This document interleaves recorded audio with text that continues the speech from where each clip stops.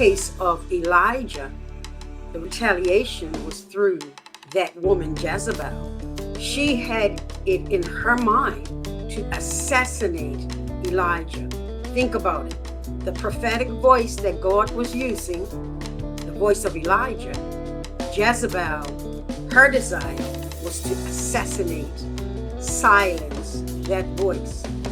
Anytime a person is very vocal for the kingdom of heaven, there is a voice that will seek to annihilate that voice, to silence it. Elijah, or the Elijahs of today, have to be prepared for that.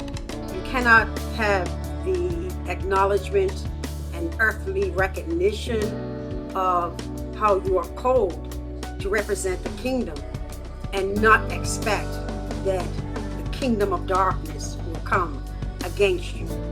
You have to be prepared. Elijah wasn't. That's trouble. When you have a voice for the kingdom, somebody's coming after your voice. Remember that. Blessings abound. Well, how do you know that the prophetic voice is being heard? What you know is what's happening in your community, your society. That means you know the good that's going on and you know the bad that's going on. If there are no voices representing God to speak against the evil or the bad or the darkness that's going on, then the prophetic voice has been silenced. This is not the will of God. That's why God will restore Elijah. A voice must be present to restore God's order. Just as God spoke order in the beginning of time, He desires this order all of the time. When disorder is present, God will call on His voice to speak to the chaos and bring about His order. Blessings abound. Many times we focus on the person. The person of focus in this account is Elijah. Even Elijah focused on Elijah. And that's the issue. Here Elijah is depressed, discouraged, and this is not a proper representation of the kingdom of heaven. God will bring Elijah to a place of restoration, not because of who Elijah is, but because of who God is, so that God's plan and purpose will continue despite Elijah's depression. So God will raise him up so that he will be able to speak God's word, do God's will, and He will anoint his replacement. It's not about you, Elijah. God always has a replacement. God always has a next. Be careful when it becomes about you alone. No, it is about God. Blessings abound. Elijah got to such a place that he made a huge mistake. Remember, Elijah came against the prophets of Baal, idol worshippers. Yet here we have Elijah going within himself to a place of depression. This means that Elijah actually set up himself to be an idol. It became about him. He said, I am alone. Even I, and only I. It became about him and not the I am.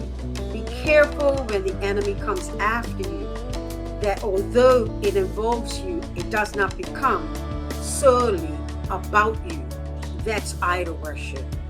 Instead, you have to continue to look unto the hills. Look unto God, from whence your help comes from. Blessings abound.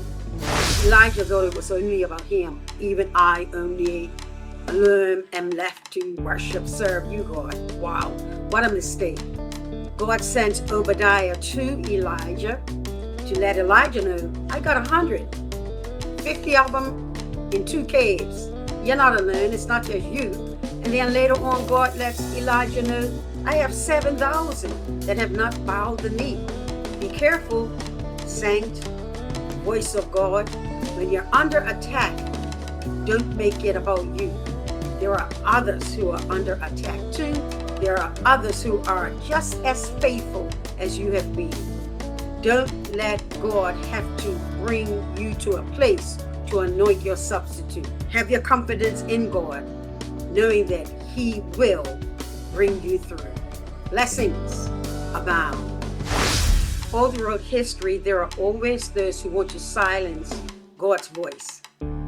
Back in the Old Testament, God's voice was clearly seen through His prophets. So the enemy was always coming to kill the prophetic voice, the prophet, like Elijah.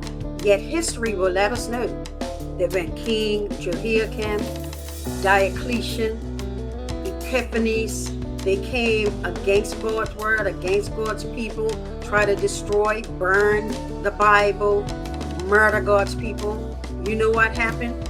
God's word increased. God's people increased.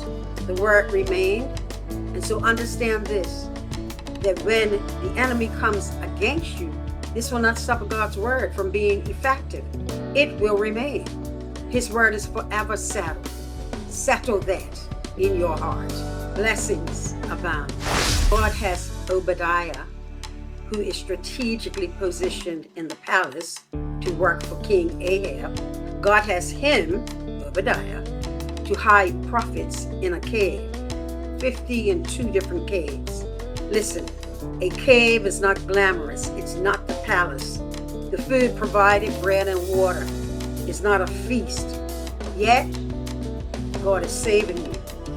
God is sustaining you for His purpose. It may be a cave, but you will come out of that cave. And God will use your cave testimony in order to establish His covenant purpose among His people. Don't despise the cave. You're coming out, and you will be glad that God sustained you in that cave for His purpose. Blessings abound. God restored Elijah. Elijah came out of the cave of depression. Yes. Elijah yet went on to do amazing things. He confronted King Ahab. He spoke of the horrible death to come for Queen Jezebel. He parted the Jordan River. Eventually, he was taken up in chariots of fire.